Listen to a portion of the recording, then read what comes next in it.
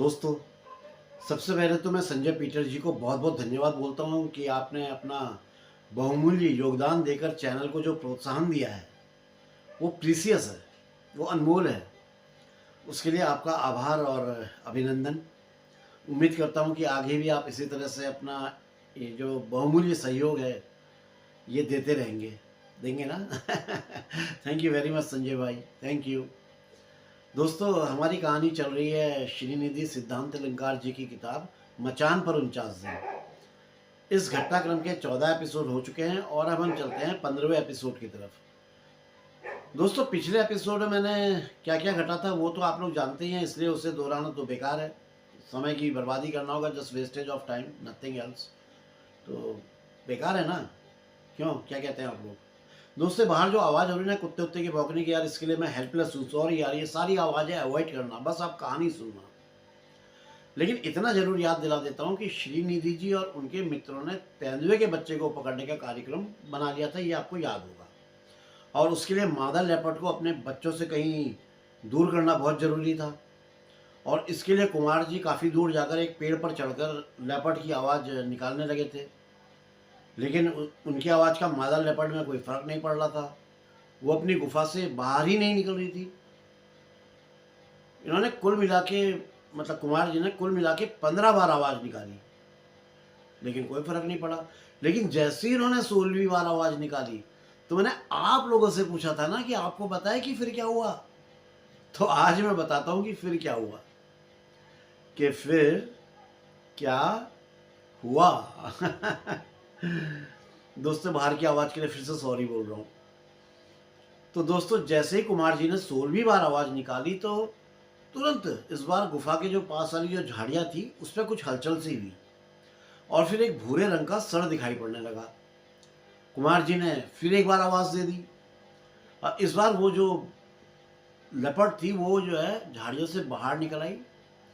बहुत ही खूबसूरत लेपर्ड, उसका पूरा शरीर दिख रहा था, उसकी फूलदार पीठ जो थी वो धूप में खूब चमक रही थी। वो एक पूरी तरह से जवान लेपर्ड थी, उसका शरीर बलिष्ठ था और जो उसका मैस्कुलर शरीर था वो इस बात की गवाही दे रहा था कि वो बहुत ही शक्तिशाली मादा लेपर्ड है, बहुत शक्तिशाली है, पावरफुल है। उसको देख के ही लग रहा था। वो अपनी जगह से बाहर निकल आई थी और अब उस पेड़ की तरफ बड़े गौर से देख रही थी जिस पेड़ पर श्रीनिधि जी और इनके मित्र बैठे हुए थे। हालांकि श्रीनिधि जी और उनके मित्रों ने अपने आप को बहुत अच्छी तरह से छुपा के रखा हुआ था, पत्तों से ढका हुआ था, टहनियों से अच्छी तरह से अपने आप को कवर कर रखा था, नज़र इनको नहीं आना था। और श्रीनिधि जी इस बात को भी जानते थे कि दोपहर के समय, खासकर जब बहुत अच्छी धूप खिली हो, चटक धूप खिली हो, तो टाइगर या लेपर्ड साफ साफ नहीं देख पाते हैं। मैं ये नहीं कह रहा हूँ कि देख नहीं सकते, देखते हैं, देख तो लेते हैं, लेकिन वो समझ नहीं पाते हैं जब तक छुपा हुआ इंसान कोई हलचल ना करे, जैसे खांसे या या कोई आवाज़ या कोई आहट, कोई हलचल, हिलडोल, पत्ती उत्ती ना हिला दे, कुछ मतलब हरकत ना करे। अगर वो ऐसा कुछ ना करे तो वो नहीं पहचान सकते कि वहाँ पे कोई इंसान छुपा हुआ है जो उन्हें देख रहा है। इन बड़ी बिल्लियों में सूंघने की जो शक्ति होती है ये बहुत कम होती है, तो इंसानी गंध उन तक नहीं पहुँचती है। वो कंफ्यूज रहते हैं, वो डबल माइंडेड हो जाते हैं कि यार वहाँ पे कोई आदमी है या नहीं है, वहाँ पे कोई खतरा है या नहीं है, क्या है, मतलब वो उससे वो बड़े गौर से जो है उस जगह को देखकर जब अच्छी तरह से तसल्ली कर लेते हैं कि हाँ वहाँ पे कोई नहीं है, तो उसके बाद ही वो अपना अगला डिसीजन लेते हैं, अगला निर्णय लेते हैं कि क्या करना है। ये मादा लेपर्ड भी करीब 5 मिनट तक वहीं पर खड़ी रही और बहुत ध्यान से पेड़ को देखती रही। फिर जब उसे यकीन हो गया कि पेड़ पर कोई नहीं है तो उसने कुमार जी की आवाज़ का उत्तर देना शुरू कर दिया। अब ये बहुत ही विचित्र और भयानक दृश्य था। वो अपनी गर्दन नीचे झुका करके पूरी ऐसे ऊपर फेफड़ों में हवा भरती थी और उसके बाद जब पूरी ताकत से दहाड़ती थी तो दूर दूर तक का जो जंगल था वो गूंज उठता था। हवा में एक तरह का कंपन सा हो जा रहा था, मतलब ऐसा भयानक सीन था। और ये सारा घटनाक्रम इस मित्र मंडली के सामने ही घट रहा था। ये लोग कुछ डर और कुछ कौतूहल से उस लेपर्ड की सारी एक्टिविटी को जो है बहुत ध्यान से देख रहे थे। वो मादा लेपर्ड बहुत दुविधा में थी। वो अपने बच्चों को छोड़ना भी नहीं चाह रही थी और मेल लेपर्ड के पास जाना भी चाह रही थी। उसके समझ में नहीं आ रहा था कि उसे क्या करना चाहिए।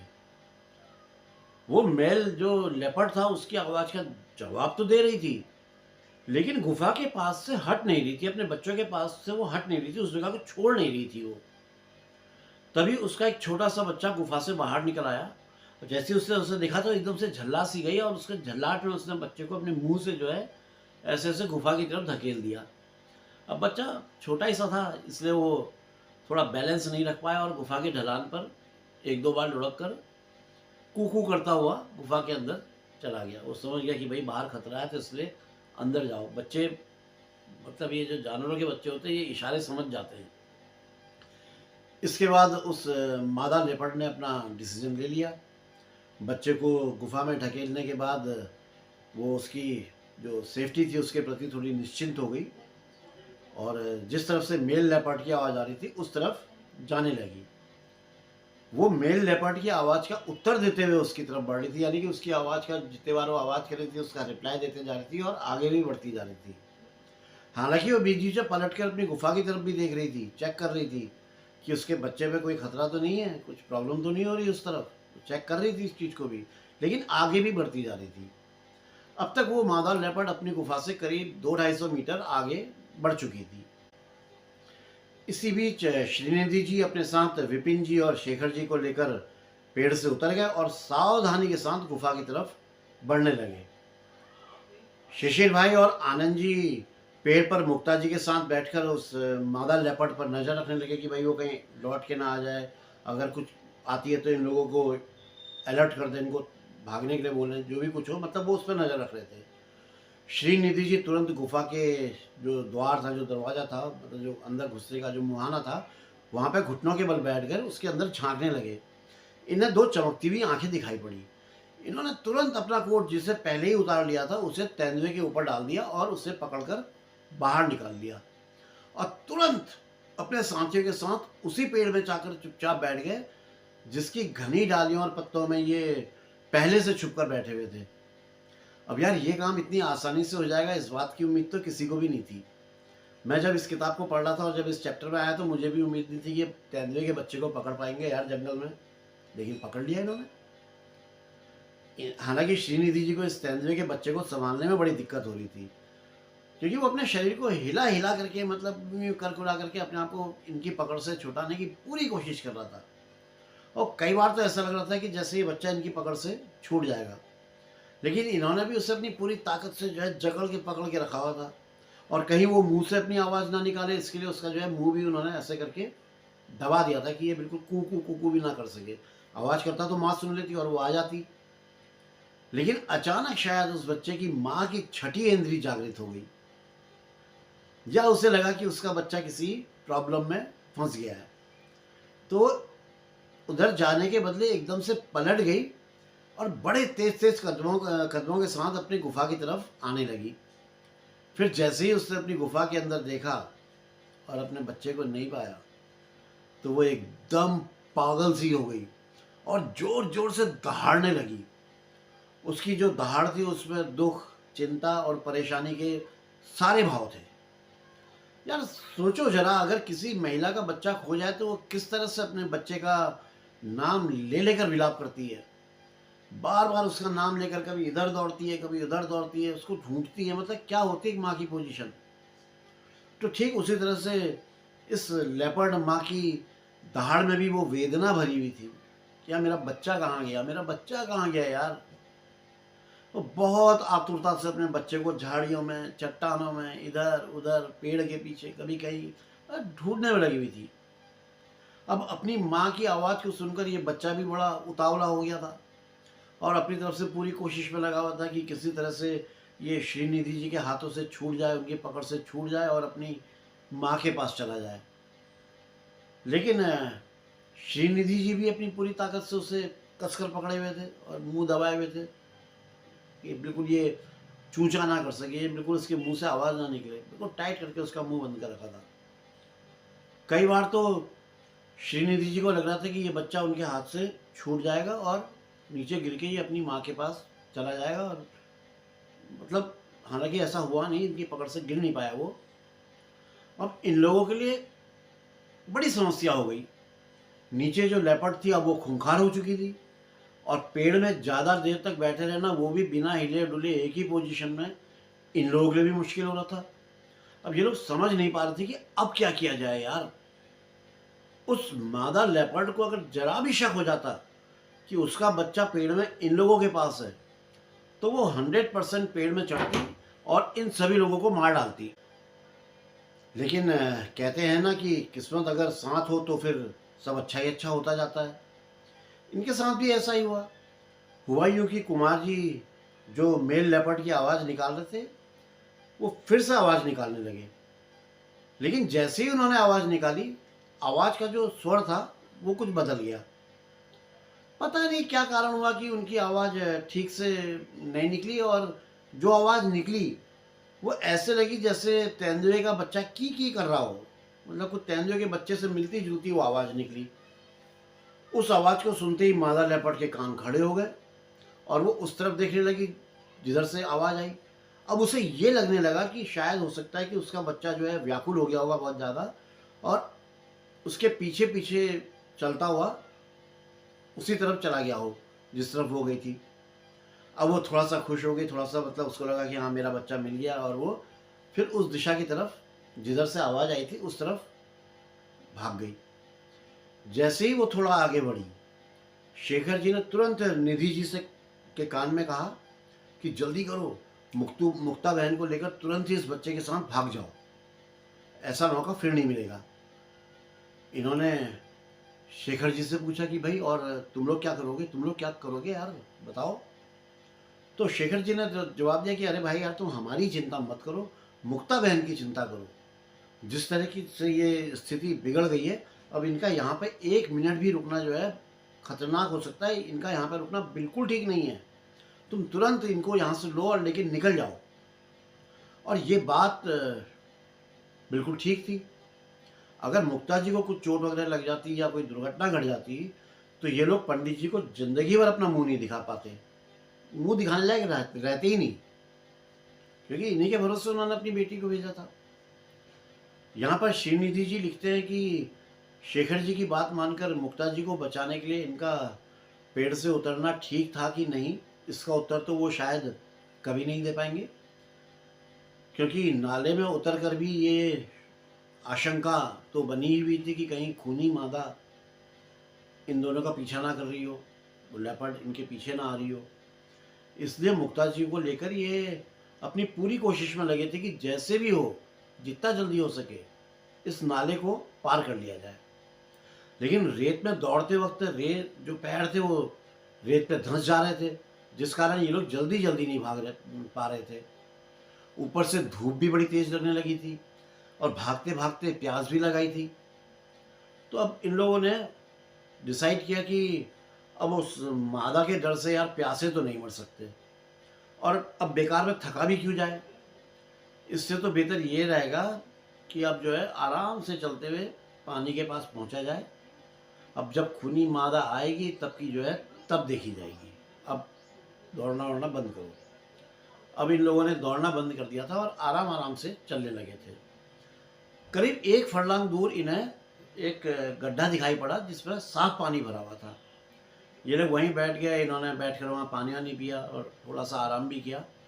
फिर धीरे धीरे नाले पर चढ़ गए, यानी कि पार करके उसके ऊपर चढ़ गए। उस तेंदुए के बच्चे को संभालना बड़ा मुश्किल हो रहा था। श्रीनिधि जी उसे कंट्रोल करने की बहुत कोशिश कर रहे थे, लेकिन अ, वो क्या था कि उस बच्चे की जो है कई बार की करके आवाज़ निकल ही जा रही थी, क्योंकि मुँह से कई बार हाथ हट जा रहा था, उतनी देर में वो बोल जा रहा था। और ये जो आवाज़ निकाल रहा था ये इन लोगों के लिए बड़ी जानलेवा साबित हो सकती थी, क्योंकि अगर बच्चे की आवाज़ माँ सुन लेती तो वो तो मतलब क्या हो जाती सोचना मुश्किल है। वो कितनी आक्रमणकारी हो जाती यार। वो 100% इन दोनों को मार डालती सीधे शब्दों में। ये लोग रास्ते में पड़ने वाली जो भी चट्टाने वट्टाने थी उनको लांग करके मतलब बढ़ते चले जा रहे थे। करीब आधा फरलांग और आगे बढ़े थे कि अचानक पीछे की तरफ से तेंदुए की एक भयानक दहाड़ सुनाई पड़ी। अब जिस बात का डर था वही हो गया। मादा लेपर्ड पीछे पीछे आ रही थी। श्रीनिधि जी ने तुरंत मुक्ता जी का हाथ पकड़ा और तेजी से भागना शुरू कर दिया। थोड़ी दूर दौड़ने के बाद इन्होंने देखा कि मुक्ता जी बहुत बुरी तरह से थक गई हैं और उनसे अब आगे दौड़ा नहीं जा रहा है। तो इन्होंने क्या किया, उनके मना करने के बावजूद उन्हें ऐसे करके उठा करके अपने कंधे में डाल दिया। एक साइड में वो लेपर्ड का बच्चा और दूसरे कंधे में जो है मुक्ता जी, और फिर ये दौड़ने लगे। अभी ये थोड़ा और दौड़े होंगे, कुछ एक फरलांग और दौड़े थे कि मुक्ता जी ने कहा कि यार रे बस निधि जी अब ठीक है, अब मैं चल सकती हूँ, मेरी थकान दूर हो गई, अब आप मुझे ज़मीन पे उतार दें। तो श्रीनिधि जी ने कहा नहीं नहीं नहीं, अभी नहीं, अभी वो खूनी मादा की जो है उसकी लेपर्ड की जो है आवाज़ बहुत नज़दीक आते जा रही है और वो हमारे नज़दीक आती जा रही है। अभी उसका डर जो है बना हुआ है, तो वो किसी भी समय पकड़ सकती है। ये भी 50-60 कदम आगे बढ़े थे कि बहुत ही पास से तेंदुए की एक जोरदार दहाड़ फिर सुनाई पड़ी। श्रीनिधि जी को अपने सामने कुछ चट्टानें दिखाई पड़ी और उनमें से एक चट्टान के पीछे एक गड्ढा था, जो करीब 3 फुट गहरा और 4 फुट चौड़ा था। इन्होंने उस गड्ढे में मुक्ता जी को उतार दिया और खुद भी उस पे जाकर बैठ गए। अच्छा, इनकी किस्मत से गड्ढे के आसपास बहुत सारी लकड़ियाँ और सूखे पत्ते पड़े हुए थे, जिन्हें बटोर कर इन्होंने उन सबको अपने ऊपर डाल दिया, ऐसे मतलब चारों तरफ से खींचा फटाफट अपने ऊपर डाल दिया और खुद को अच्छी तरह से ढक लिया। अगर ये कोई हरकत ना करें तो कोई भी ये नहीं जान सकता था कि वहाँ पर कोई इंसान या कोई चीज़ छिपी हुई है। बस कवर्ड हो गई अच्छी तरह।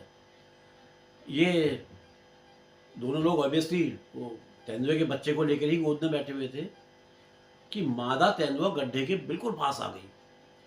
हालांकि वो अपने पाँव बहुत संभाल संभाल के रखी थी, फिर भी उसकी पदचाप ये लोग साफ साफ सुन रहे थे। श्रीनिधि जी ने अपनी पिस्तौल बाहर निकाल ली और जो ढकी हुई लकड़ी और जो सूखे पत्ते थे उसके बीच से उसकी नली का मुंह ऊपर की तरफ कर दिया, सेफ्टी के लिए अपनी अपनी उंगलियों से जो है रिवॉल्वर की ट्रिगर को जमा करके, मतलब बैठ गए हिले डुले बिना, और अब इंतज़ार करने लगे कि मादा तेंदुआ उनके पास पहुँचे। अब उसके जो पदचाप की जो आवाज़ थी वो बिल्कुल पास आ गई थी और कुछ ही सेकंड में वो गड्ढे के पास आके बिल्कुल ऐसे गड्ढे के बगल में आके खड़ी हो गई। उसके शरीर और मुंह से आने वाली जो दुर्गंध थी वो पूरे गड्ढे और आसपास में फैल गई थी।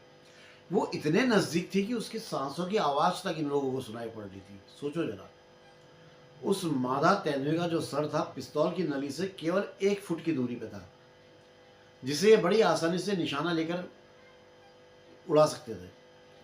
वैसे तो रिवॉल्वर से तेंदुए को मारना थोड़ा मुश्किल होता है, लेकिन सर पर अगर लगातार 2 गोली मार दी जाए तो तेंदुआ मारा जा सकता है। पहले तो इन्होंने सोचा कि गोली मारो यार, छुट्टी करो, इसे गोली मारो और मुक्ति पाओ। फिर ये सोचकर रुक गए कि थोड़ी देर यार और इंतज़ार करके देख लिया जाए क्या होता है, ये अगला स्टेप क्या उठाती है, उसके बाद आगे का डिसीजन मैं लूँगा। ये सब सोचा उन्होंने और मन ही मन ये भी सोच रहे थे कि भगवान ना करे कि ऐसा हो कि इन्हें गोली चलानी पड़े। इनकी अंतरात्मा से बार बार एक ही आवाज़ आ रही थी कि चिंता मत करो निधि, तेंदुए को तुम्हारी भनक तक नहीं मिलेगी और देखना अभी वो खुद ही यहाँ से वापस लौट जाएगी। और वाकई में थोड़ी देर तक जब उस मादा तेंदुए को किसी भी तरह की कोई हलचल या किसी की प्रेजेंस का वहाँ पे उसको कोई आभास नहीं हुआ, तो फिर वो चुपचाप पीछे लौट गई। श्रीनिधि जी लिखते हैं कि वो हाथियों के बारे में तो नहीं कह सकते हैं, लेकिन सांप, बाघ और तेंदुए के संबंध में उनका जो अपना एक्सपीरियंस है, जो अनुभव है, अगर उनके सामने, मतलब इन जानवरों के सामने, ये सांप, बाघ और तेंदुआ, इनके सामने अगर इंसान निर्जीव मूर्ति की तरह खड़ा हो जाए, स्टैचू हो जाए, तो वो उस पर आक्रमण नहीं करते हैं। इसका कारण ये है कि वो तीनों प्राणियों की जो है वो सूंघने की जो शक्ति है वो बहुत कमज़ोर होती है। ये अपने शिकार की आवाज़ सुनकर या उसे देखकर ही भागते हैं, इसलिए ऐसा मौका आने पर इंसान ने ना तो किसी तरह की आवाज़ करनी चाहिए और ना ही कोई हरकत करनी चाहिए, ना कोई हलचल करनी चाहिए। बस एक स्टैचू की तरह खड़े हो जाना चाहिए, एकदम बिल्कुल शांत, बिल्कुल जैसे वैसे खड़े हो जाओ। ऐसा करने में शायद खतरे से बचा जा सकता है। ये एक तरीका है, स्पेलिंग पावर का ना होने का ये एडवांटेज मिल सकता है। यहाँ पर एक बड़ी अजीब सी बात हुई। निधि जी जो अब तक इस लेपर्ड को, इस बच्चे की माँ समझ रहे थे, लेकिन अब उन्हें लगने लगा कि वो मादा नहीं है यार, ये कोई मेल लेपर्ड है जो बहुत दूरी से इनका पीछा करते हुए आ रहा है। कुछ देर और ये गड्ढे में बैठे रहे, और फिर उसके बाद जब ये बाहर निकले और उस तेंदुए के पग मार्क्स को जाकर के इन्होंने चेक किया, तो वाकई में इनका जो शक था वो सही साबित हुआ कि ये कोई दूसरा लेपर्ड था, जो कोई मेल लेपर्ड था। इस बात का एक सबूत और था कि वो मादा लेपर्ड नहीं थी। इस बात का सबूत एक और था। अब वो क्या था, उस गड्ढे के अंदर इन्हें बहुत देर तक उस तेंदुए के बच्चे को अपनी बगल में रखना पड़ा था, और दूसरे हाथ से रिवॉल्वर को पकड़ा हुआ था। तो इसलिए चाहकर भी जो है बच्चे का मुंह बंद नहीं कर पा रहे थे। मतलब मेरे कहने का मतलब यह है कि बच्चे का मुंह तो खुला ही हुआ था और वो आवाज़ कर सकता था, लेकिन वो तो खुद उनकी बगल में एकदम शांत हो गया। जैसे ही वो लेपर्ड आया वो एकदम शांत हो गया, और उससे जरा सी भी चूं चपड़ नहीं करी, मतलब मुंह से आवाज़ नहीं निकाली, क्योंकि वो पहचान गया था कि ये आवाज़ उसकी माँ की नहीं है, बल्कि ये किसी और तेंदुए की है, जो उसके लिए भी खतरा हो सकता है। तो मतलब जानवर का बच्चा भी जानता है कि क्या खतरा है क्या नहीं है, ये पैदाइशी गुण होते हैं। तो वो बिल्कुल खुद ही शांत होकर श्रीनिधि जी की गोद में जो है बिल्कुल शांत पड़ा हुआ था, चुपचाप डरा हुआ। अब बात जो भी रही हो, लेकिन इस गड्ढे से इन लोगों का कैंप अब कोई ज़्यादा दूर नहीं था। पिछली शाम को जिन झरवेरियों के पास ये लोग घूमने के लिए आए थे, वहाँ पर इन्हें हाथी, याद होगा ना, हाथी की चिहाड़ सुनाई पड़ी थी। वही झरवेरियाँ इनके बिल्कुल सामने ही थी। चलते चलते अचानक मुक्ता जी की नज़र किसी चीज़ पर पड़ी, और वो बहुत बुरी तरह से डरकर श्रीनिधि जी के पीछे खड़ी हो गई, और उनके कान में बिल्कुल फुसफुसाते हुए बोली, वो देखो देखो देखो, वो क्या है। पहले तो निधि जी ने देखा क्या है कि कुछ दिखाई नहीं दिया। फिर जब मुक्ता जी ने इशारा करके, ये 2-3 बार इशारा करके, वो उधर, वो देखो वो क्या है, तो जब इनकी नज़र पड़ी तो ये भी एकदम से घबरा गए। सामने के मैदान का जो सीन था, वो जो दृश्य था, बहुत ही भयानक था। भयानक। मैदान के किनारे की एक झाड़ी में किसी जानवर की लाश पड़ी हुई थी, और उसके पास ही एक तेंदुआ गहरी नींद में सोया हुआ था, आराम से सोया हुआ था। हालांकि इन लोगों के लिए उस समय ये निर्णय करना मुश्किल था कि ये कोई नया तेंदुआ है या वही तेंदुआ है जो थोड़ी देर पहले इनके गड्ढे के पास आया था, जहाँ पर ये छुप कर बैठे हुए थे। ये कोई दूसरा है या वही है, ये समझ नहीं पा रहे थे। श्रीनिधि जी ने अपनी दूरबीन निकाली और उस ओर देखने लगे। वो जो बॉडी थी वो किसी नील गाय की थी, जिसे मरे हुए करीब 5-6 घंटे हो गए थे। उसकी गर्दन में तेंदुए के कैनाइन दांतों के निशान साफ साफ दिख रहे थे। तेंदुए ने उसके पेट का काफ़ी हिस्सा खा लिया था, और अब उसी की बगल में बिल्कुल आराम से गहरी नींद में सोया हुआ था। उसका जो मुंह था वो खुला हुआ था, और उसके चमकते हुए कैनाइन दांत बहुत ही भयानक लग रहे थे। इन लोगों की किस्मत अच्छी थी कि इन लोगों को अ, मतलब इन लोगों की जो किसी भी तरह की मौजूदगी या कोई आहट उस तक नहीं पहुंची थी। इसलिए ये लोग वहाँ से चुपचाप आगे बढ़ गए, और करीब 10 मिनट में अपने कैंप में पहुंच गए। सेफ्टी के साथ तेंदुए के बच्चे को लेकर मुक्ता जी और श्रीनिधि जी कैंप पहुंच गए। वीर सिंह जी ने इन्हें देख लिया था, दूर से ही देख लिया था इनको आते हुए, तो वो तुरंत आगे बढ़कर इन लोगों के पास पहुंच गए, और फिर मुक्ता जी के हाथ में तेंदुए के बच्चे को देखकर एकदम से चौंक गए। बोले, अरे ये कहाँ से आपको मिल गया बहन जी, ये तो तेंदुए का बच्चा है। तो मुक्ता जी बोली, अरे वीर सिंह जी, ये एक बहुत लंबी कहानी है। पहले तो तुम एक काम करो, एक पक्की रस्सी और एक जंजीर लेकर के आओ, ताकि इसको बांध कर इससे थोड़ा छुट्टी पा सकें। वीर सिंह जी तुरंत एक रस्सी और जंजीर ले आए। मुक्ता जी ने रस्सी को एक पट्टे की तरह तेंदुए की गर्दन में बांध दिया ना, गर्दन जो थी उस पर रस्सी को लपेट दिया, खूब थोड़ा सा जैसे पट्टा होता उस तरह से बना करके, और फिर जंजीर को रस्सी से अटका कर वही वट वृक्ष के पेड़ के नीचे उसको जो है खूंटे के साथ बांध दिया। कहाँ तो इन लोगों को ये लग रहा था कि इतनी देर से कोर्ट में दबे रहने के कारण ये बहुत डर गया होगा और बहुत घबराहट में होगा, अब जैसे ही खुली हवा पाएगा तो थोड़ा आराम महसूस करेगा, लेकिन वैसा कुछ भी नहीं हुआ। उसे बांध कर जैसे ही ये लोग जरा सा पीछे हटे तो गर्र गर्र करते हुए खूब उछलने कूद करने लगा, अब बहुत ताकत से जंजीर को झटकने लगा।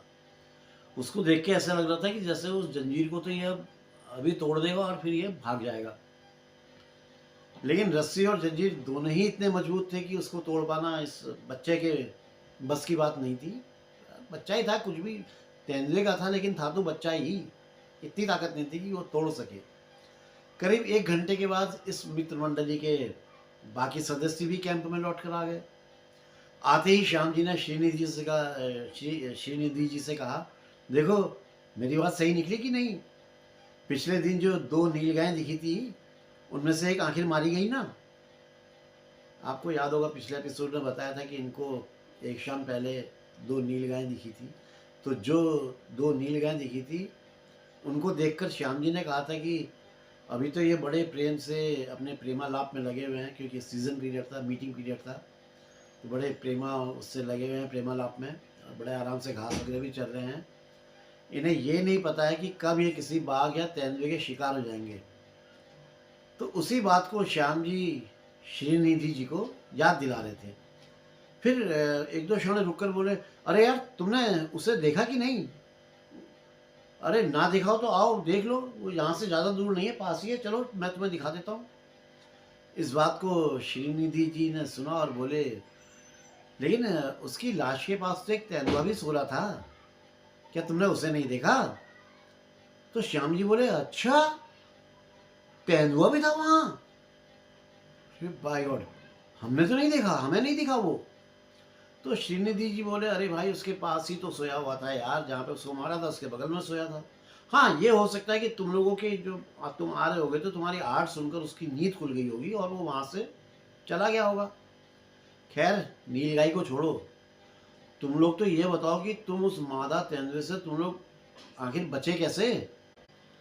तो श्याम जी एक गहरी सांस लेकर बोले, अरे भाई बचे तो अपनी किस्मत से ही हैं यार, या शायद हम लोग उस मादा तेंदुए से ज़्यादा फुर्तीले थे और बच गए। ऐसा हुआ कि कुमार जी की आवाज़ सुनकर जब वो मादा तेंदुआ दूसरी बार उनकी तरफ आने लगी, तो उसके पहुंचने से पहले ही कुमार जी और श्याम जी चुपचाप पेड़ से उतर गए और बहुत ही दबे पांव, लेकिन तेज तेज कदमों से चलते हुए अपने दूसरे साथियों के पास आ गए थे। और जब वहां से निराश होकर वो तेंदुआ, मतलब मादा तेंदुआ, अपनी गुफा की तरफ लौट रही थी, तो तब तक ये सभी लोग नाले में उतर गए थे। यहाँ तक तो सब कुछ ठीक ठाक ही रहा था, लेकिन इसके बाद बात बिगड़ गई।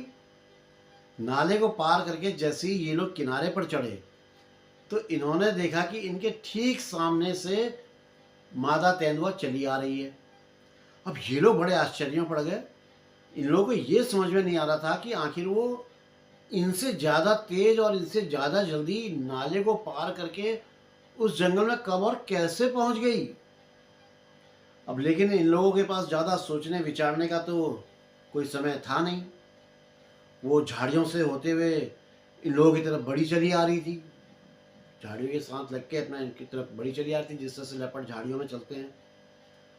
तो इन लोगों ने तुरंत वो रास्ता छोड़ दिया और रास्ते से थोड़ा हटकर झाड़ियों का एक झुरमुट था, ये लोग उस पर जाकर छुप गए। और जब वो नाले में उतर गई, तो उसके कुछ देर बाद ये लोग झाड़ियों से बाहर निकले और फिर कैंप की तरफ आ गए। इस बात को सुनकर श्रीनिधि जी ने इन लोगों से पूछा कि तुम लोगों में से क्या कोई बता सकता है कि आखिर वो मादा तुमसे पहले जंगल में कैसे पहुंच गई? भाई तुम लोगों से पहले वो आखिर पहुंची कैसे? तो कुमार जी बोले, अरे भाई जब हमारे खुद ही कुछ समझ में नहीं आ रहा है तो हम तुम्हें क्या बता सकते हैं कि वो कैसे पहुंच गई? क्या प्रश्न पूछ रहे हो निधि तुम? इस बात को सुनकर श्रीनिधि जी मुस्कुराने लगे और बोले, लेकिन इस बात का उत्तर वो दे सकते हैं। वो ही क्या, मुक्ता जी भी दे सकती हैं। अरे भाई सही बात तो यह है कि वो कोई मादा तेंदुआ थी ही नहीं, वो तो कोई दूसरा ही मेल लेपर्ड था, जिससे ये लोग भी बड़ी मुश्किल से अपनी जान बचा पाए थे। फिर इन्होंने सारा घटनाक्रम अपने दोस्तों को सुनाया कि कैसे ये लोग गड्ढे में छिपे, रिवॉल्वर हाथ में रखी, गोद में तेंदुए का बच्चा था। कहने का मतलब अपने साथ घटी सारी घटना विस्तार से सुना दी। श्रीनिधि जी की बातें सुनकर शिशिर भाई एकदम से उत्साह में भर गए और बोले, अरे गजब, आज तो तेंदुओं की बाढ़ सी आ गई लग रहा है। 4 घंटे में 3 तेंदुए। भाई ये तो अपने आप में एक रिकॉर्ड बन गया है। शिशिर की बात, सॉरी, शिशिर भाई की बात अभी पूरी भी नहीं हुई थी कि कुमार जी बोल पड़े। अरे 3 नहीं भाई, 4 बोलो, 4। सब उनकी तरफ देखने लगे तो बोले अरे ये बच्चा भी तो तेंदुआ ही है ना, तो 4 हो गए कि नहीं। अब दोपहर का भोजन करने के बाद ये सभी लोग उस तेंदुए के बच्चे के पास जाकर बैठ गए और उसका तमाशा देखने लगे। ये बात तो निश्चित थी कि उस हिरण के बच्चे की तरह ही, अब यार आप लोग जिन लोगों को हिरण के बच्चे की कहानी नहीं पता है वो मित्र इससे पहले वाला एपिसोड देख लें, उनके समझ में आ जाएगी कि मैं किस हिरण के बच्चे की बात कर रहा हूँ। ठीक है, तो आप लोग इससे पहले वाला एपिसोड देख लें। तो उसी की तरह ये तेंदुए का बच्चा भी मुक्ता जी के आश्रम की ही संपत्ति बनेगा। लेकिन एक शक इन सभी लोगों के मन में था कि क्या इस तेंदुए के बच्चे को पालतू बनाया भी जा सकेगा या नहीं, ये पालतू बन पाएगा कि नहीं। श्रीनिधि जी इस बात को तो जानते थे कि शेर के बच्चे को पाल लेना संभव है, वो पाल जाता है, लेकिन तेंदुए का बच्चा तो जन्म से ही इतना कुटिल और उपद्रवी होता है कि उसे पालतू बना सकना लगभग असंभव ही समझो।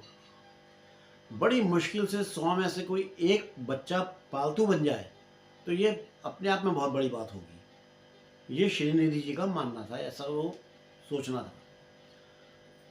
दोस्तों इसके बाद क्या हुआ, ये कैंपिंग कैसे आगे बढ़ी कि नहीं, क्या इस तेंदुए के बच्चे की माँ उसे ढूंढते हुए कैंप में आई तो क्या हुआ, नहीं आई तो फिर तो कोई बात नहीं। खैर जो भी है, इस तरह के बहुत ढेर सारे सवाल आप लोगों के मन में चल रहे होंगे, है ना। तो इन सारे सवालों को जानने के लिए आपको बने रहना पड़ेगा उत्तरांचल डायरीज के साथ, क्योंकि इन सारे सवालों के जवाब तो आपको अगले एपिसोड में ही मिल पाएंगे। दोस्तों मैं हमेशा से एक ही बात बोलता आया हूँ कि उत्तरांचल डायरीज आपका अपना चैनल है, इसे खूब प्यार दीजिए, खूब आशीर्वाद दीजिए, जिससे कि इसकी ग्रोथ अच्छी हो जाए और आप लोग भी गर्व से कहें कि उत्तरांचल डायरीज को बड़ा करने में आप लोगों का बहुत बड़ा योगदान रहा है ना, और आप ही लोगों के योगदान से ग्रोथ होगी। दोस्तों जैसा कि आप लोग जानती हैं कि मैं पिछले कई सालों से बिस्तर में पड़ा हुआ हूँ। 17 अप्रैल 2025 के दिन मुझे 10 साल पूरे हो जाएंगे इस चारपाई में, इस जगह में पड़े पड़े, इसी जगह पे। 17 अप्रैल 2015 को मेरा एक्सीडेंट हुआ था। तो मैं किस तरह से अपनी ज़िंदगी काट रहा हूँ यार, ये बात आप लोग बहुत अच्छी तरह से समझ सकते हैं। इसलिए बार बार आप लोगों से रिक्वेस्ट करता हूँ, आप लोगों से अनुरोध करता हूँ, प्रार्थना करता हूँ कि चैनल को खूब शेयर कीजिए, अपने मित्रों से, रिश्तेदारों से, अपने कोलीग्स से, उनसे सब्सक्राइब करवाइए और उनसे भी बोलिए कि वो लोग भी शेयर करें और लोगों से सब्सक्राइब करवाएं। साथ ही यार एक रिक्वेस्ट और करता हूँ दोस्तों, please please please thank you वाले ऑप्शन में जाकर अपनी तरफ से जो भी श्रद्धा हो वो ज़रूर डोनेट करें, जिससे मैं कुछ और किताबें मंगा सकूं और आप लोगों के सामने नई नई घटनाएं आप लोगों को सुना सकूं, आप लोगों को बता सकूं। आप में से जो भी महिला और पुरुष मित्र चैनल में आज पहली बार आए हैं उन सबका अभिनंदन करता हूं, दिल से आभार प्रकट करता हूं, धन्यवाद बोलता हूं कि आप लोगों ने अपना कीमती समय उत्तरांचल डायरीज के लिए निकाला, जो मेरे लिए अतुलनीय है। उम्मीद करता हूं कि आप लोग आगे भी उत्तरांचल डायरीज को अपना कीमती समय देंगे और चैनल को सब्सक्राइब कर उत्तरांचल डायरीज परिवार का एक हिस्सा बनेंगे ना, हमारे परिवार का हिस्सा। तो देर क्यों कर रहे हैं, तुरंत उंगलियां चलाइए, सब्सक्राइब कीजिए, लाइक कीजिए, शेयर कीजिए, कमेंट्स भी कीजिए। बस वो तो गया, बन गए आप इस फैमिली का हिस्सा। ज्वाइन करना चाहें तो ज्वाइन भी कर लीजिए। तो दोस्तों अभी तो आज्ञा दीजिए, मिलता हूँ जल्दी ही आप लोगों को ये बताने के लिए कि फिर क्या हुआ, कि फिर क्या हुआ अच्छा लगता है ना इस तरह से बोलना।